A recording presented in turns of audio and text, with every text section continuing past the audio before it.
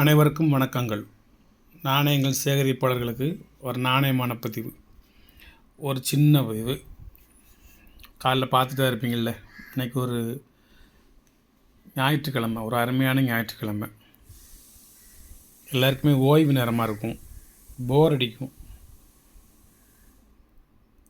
ஓய்வு யாருக்குன்னு சொன்னால் உழைத்தவர்களுக்கு ஓய்வு, உழைப்பவர்களுக்கு ஓய்வு, உழைத்து களைப்பவர்களுக்கு ஓய்வு கண்டிப்பாக தேவைப்படும். சும்மா இருந்து உணவு அருந்திக்கிட்டு இருப்பவர்களுக்கு ஓய்வு தேவைப்படாது. இப்போ அவங்க தான் நிறைய ஓய்வு எடுக்காங்க. உழைக்காமல் உண்டு உயிர் வாழ்வதை விட உயிர் துறப்பதே சால சிறந்தது. என் தமிழ் உங்களுக்கு புரிஞ்சிருக்கும்னு நினைக்கிறேன். உழைக்காமல் உணவருந்தி உயிர் வாழ்வதை விட, இந்த உடம்பை வளர்க்குறதை விட உயிர் துறப்பதே சால சிறந்தது. இரும்புக்கு கூட ஆண்டவன் உணவளித்திருக்கான். எந்த ஒரு உயிரினத்தையும் பட்டினா ஒட்டு சாகடிப்பதற்கு இறைவன் அனுமதிப்பதில்லை.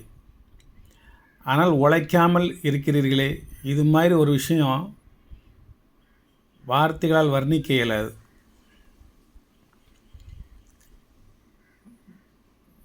உழைத்து அதை நீங்களும் அனுபவித்து உங்களது மனைவி, குழந்தைகள், தாய், தந்தையர்கள், அண்ணன், தம்பிகள், அக்காள், தங்கச்சிகளுக்கும் கொடுத்து நீங்கள் ஒரு வாழ்க்கை வாழ்ந்தீர்கள் என்றால் அதைவிட சிறந்த வாழ்க்கை உங்களுக்கு வேறு எதுவும் கிடையாது. வையத்தில் வாழ்பவன் வானுரையும் தெய்வத்தில் வைக்கப்படுவான்.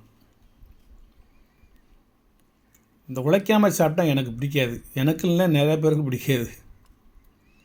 கெடிகாரம் இருக்குல்ல, வீட்டில் கெடிகாரம், அது எங்கே மாட்டியிருப்பாங்க தெரியுமா? டேபிளாக இருந்ததுன்னா டேபிளுக்கு மேலே வச்சுருப்பாங்க. உங்களது பார்வை எளிதாக படும்படி உங்களுக்கு வலது கையின் ஓரத்தில் வைத்திருப்பார்கள். சுவராக இருந்தால் உயரத்தில் மாட்டியிருப்பார்கள், மணி பார்த்து கொள்வதற்காக, நேரம் பார்த்து கொள்வதற்காக. அந்த கெடியாரம் கூட ஓடிக்கொண்டே இருந்தால்தான் சுவரில் மேலே மாட்டியிருப்பார்களே தவிர, ஓடாமல் நின்றுவிட்டால் தூக்கி மூலையில் போட்டு விடுவார்கள். மனிதனின் வாழ்க்கையும் அப்படித்தான்.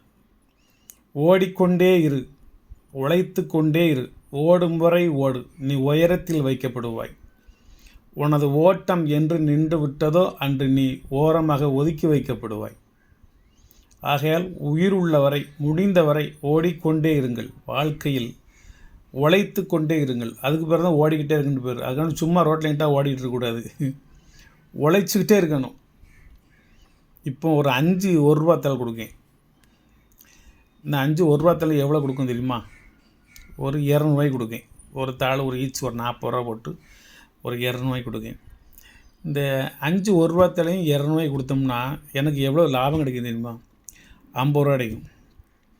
இந்த 50 ரூபாய்க்கு நான் உங்கள்கிட்ட 10 நிமிஷம் பேசி 30,000க்கு ஒரு செல்லு வாங்கி அதுக்கு ஒரு சிம் கார்டு போட்டு மாதம் 382 ரூபாய்க்கு ரீசார்ஜ் பண்ணி இதை பார்சல் போட்டு 3000 ரூபாய்க்கு ஒரு கவர் வாங்கி பார்சல் போட்டு அதுக்கு மேலே ஒயிட் கலர் டேப் போட்டு உள்ள ரிட்டன் அட்ரஸ் ஃபுல்லாக ஃப்ரம் டூலாம் எழுதி இதை கொண்டுக்கிட்டு இந்தியன் போஸ்ட் ஆஃபீஸுக்கு போய் போஸ்ட் போட்டு உங்களுக்கு இதை ஒரு ஃபோட்டோ எடுத்து போட்டு போஸ்ட் போட்டு முடித்தோடனே அந்த ரசீதை ஒரு ஃபோட்டோ எடுத்து போட்டு, சார் நல்ல கரன்சி தானே, நல்ல கரன்சி இல்லையா, யூஎன்சி இல்லையா, பிற்காலத்தில் இது விலை போகுமா விலை போகாதா, அப்படி உங்கள் கேள்விகளுக்கு பூரா நான் பதில் சொல்லி உங்களை நான் ஃபோனில் தொடர்பு கொண்டு, நீங்கள் என்னிடம் ஃபோனில் தொடர்பு கொண்டு, நான் அனுப்புகின்ற வாட்ஸ்அப் புகைப்படங்களை நீங்கள் பார்த்து நீங்கள் பதிலுக்கு என்ன சொல்லியிருக்கிறீர்கள் என்பதை நான் கேட்டு எவ்வளோ ரூபாய்க்கு லாபம் எனக்கு? 50 ரூபாய்க்கு. 50 ரூபா ஒரு காலத்தில் மதிப்பு மரியாதை மிக்க பெரிய ரூபா. இன்றைக்கி 50 ரூபாய்க்கு எவ்வளோ மரியாதை இருக்குதுன்னு உங்களுக்கு தெரியும். அந்த 50 ரூபாயை வாங்கி நான் உயிர் வாழ முடியுமா என்பதும் உங்களுக்கு தெரியும்.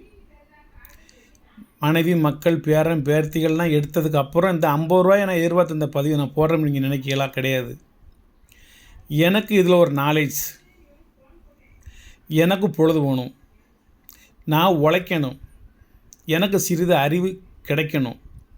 அறிவு தேடல், அறிவு பசி, அறிவு பிணி, பசிப்பிணி போக்குவதே எனது தலையாய கடமை என்று சொன்னால் எதில்? மணிமேகலையில். அது மாதிரி இது உலகின் பசிப்பிணி போக்குவதே எனது தலையாய கடமை. இது அறிவு பசி.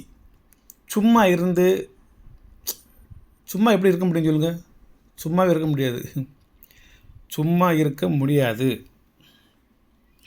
ஆகையால் இதை செஞ்சிட்ருக்கேன். இது ஏன் 5 கரன்சி மட்டும் வச்சுருக்கேன்னு சொல்லுங்கள்? இது ஒரு வெங்கடரமணன் அப்படிங்கிற ஒரு கவர்னர் பக்கத்தில் புக்கை வச்சு ரெஃபர் பண்ணி போட்டுக்கிட்டு இருக்கேன். கவர்னர் கிடையாது, இவர் ஃபைனான்ஸு செக்ரட்டரி. பின்னாடி கவர்னர் ஆனார். இந்த ₹1 மட்டும் கவர்மெண்ட் ஆஃப் இந்தியா வெளியிடுவாங்க, மற்றெல்லாம் ரிசர்வ் பேங்க் ஆஃப் இந்தியா வெளியிடுவாங்க. இந்த 5 கரன்சியை நீங்கள் ஒரு பதிவில் போட்டு ஒரு ₹200 சேல் பண்ணி நீங்கள் ₹50 லாபம் பார்க்குறாருந்தா ₹10,000 செலவழிக்கணும். ஒரு கெட்டு 2000 to 3000க்குள்ளே இருக்குது. 5 கெட்டு வாங்கி தான் நீங்கள் 5 தாள் யூஎன்சியை வைக்க முடியும், இல்லைனா யூஸ்டு தான் வைக்க முடியும். இது 5 தாளுமே யூஎன்சி. 5 தாள் 5 வருஷம். 5 வருஷத்துலேயும் ஒரே கவர்னர். அவர் ஒரே கவர்னர் இல்லை, ஒரே செக்ரட்டரி. அவர் ஆட்சி புரிந்த அவர் நிர்வாகத்தில் இருந்த அந்த 5 வருடங்களிலும் வெளியிடப்பட்ட 5 வருட கரன்சி உங்கள் பார்வைக்கு வச்சுருக்கேன். இது ஒரு கலெக்ஷன். இந்த 1985 வெங்கடரமணன் கையெழுத்துப்பட்ட கரன்சி வச்சுருக்கியா? 86, 87, 88, 89 வருஷக்கே வச்சுருக்கியா? அப்படியா? எங்கே பார்ப்போம். சூப்பர், வெரி குட், நல்ல கலெக்ஷன். இப்படின்னு உங்கள் நண்பர் உங்களுக்கு சொல்லணும், நீங்கள் சந்தோஷம் அடையணும். அது எனக்கு சந்தோஷம். பாருங்கள், இதனுடைய கரன்சியினுடைய வருஷம் 1985,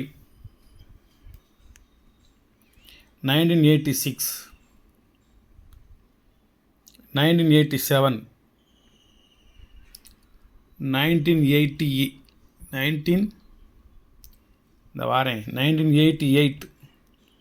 1989, 5 வருஷம் வச்சுருக்கேன். யூஎன்சி கரன்சி எல்லாமே.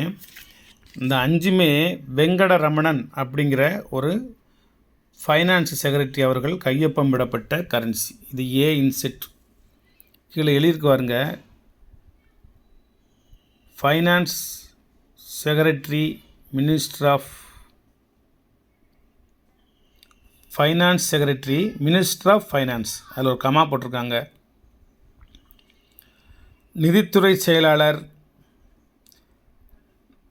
நிதித்துறை அமைச்சகம், மினிஸ்ட்ரி ஆஃப் ஃபைனான்ஸ். 5 கெட்டு வாங்கி அதில் ஒன்றொன்னா எடுத்து உங்களுக்கு வைக்கணும்.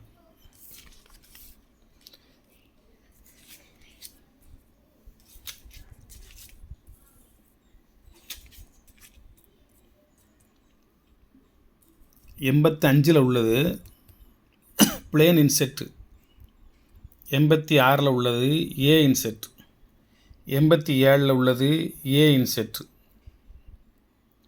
88 உள்ளது ஏ இன்செட், 89 உள்ளது ஏ இன்செட். ஒரு அற்புதமான ஒரு கலெக்ஷன். வெறும் ₹200. Full and full UNC currency. இதில் உங்களுக்கு இது கையோடணும்னு சொல்லிட்டுமா? யூஸ்டு கரன்சி 100 தாள், மிக்ஸி இயரு, மிக்ஸி கவர்னரு ஒரு தாள் ₹10.